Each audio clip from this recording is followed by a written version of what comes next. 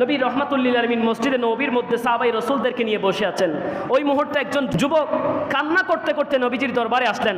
মসজিদে নবীর দরজার পাশে এসে দাঁড়িয়ে গেলেন। নবীজি জিজ্ঞেস করলেন, যুবক তুমি কেন কান্না করছো? যুবক বলতে লাগলো, ইয়া রাসূলুল্লাহ, আমি কান্না করছি, আমার বাবা ইন্তেকাল করেছে, মারা গিয়েছে। তো বলে কি কারণে, কি হয়েছে? বলে মারা গিয়েছে, কিন্তু তাকে দাফন দেওয়ার জন্য, কাফন পড়ানোর জন্য, তাকে কবর দেওয়া, জানাজা পড়ানোর মতো কোনো লোক খুঁজে পাচ্ছি না। নবী রহমাতুল্লিল আলমিন ডাক দিলেন সিদ্দিক আকবরকে, ফারুক আজমকে বলে তোমরা ওই ব্যক্তির মইয়তের জানাজা পড়িয়ে দিয়ে তাকে দাফন করিয়ে দিবে।